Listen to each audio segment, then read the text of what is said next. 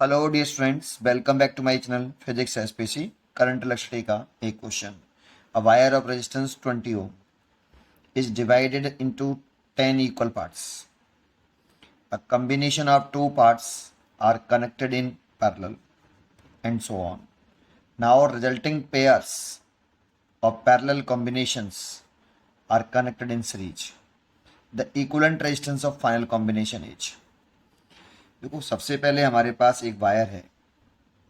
मान लो इस वायर का area cross section A, length L और रेजिस्टेंस आपको दे रखा है 20 ओम। तो resistance is equal to rho L upon A, first case. अब इस वायर को अगर हम 10 इक्वल पार्ट में कट कर लेंगे तो इसके एक वायर की लेंथ, एक पार्ट की लेंथ एल बाई 10 होगी।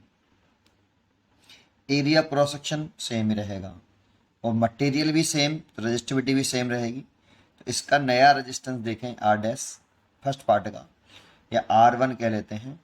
तो rho L by 10 over area cross section, so 1/10 rho L by ए।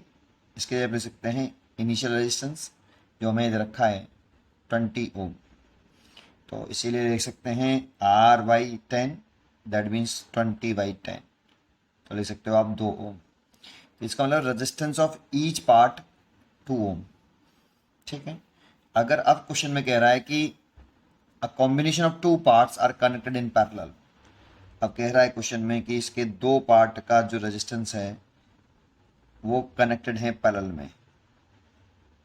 फिर वर्ड यूज किया and so on. Now resulting pair of parallel combination of connected in series. ऐसे ही pair आपको parallel में दो लगाओ।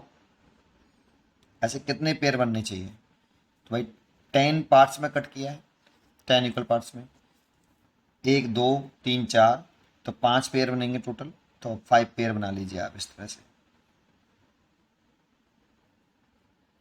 3 and 4, और ऐसे ही एक और लगा लीजिए 5,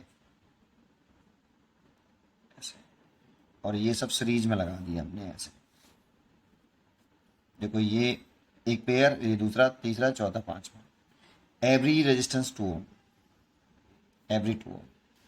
अब देखो, ये दोनों पैरेलल में हैं, तो इन दोनों का जब सेम रेजिस्टेंस होना और इक्वल सेम रेजिस्टेंस हो, पैरेलल में कनेक्टेड हो, तो टोटल रेजिस्टेंस जो आता है वो इन इसका हाफ आता है। तो 2 का हाफ कितना? 1। इसीलिए जो इक्विवेलेंट रेजिस्टेंस आएगा, ये 1 ओम, फिर ये 1 ओम, फिर ये 1 ओम, फिर ये 1 ओम, और ये फिर 1 ओम।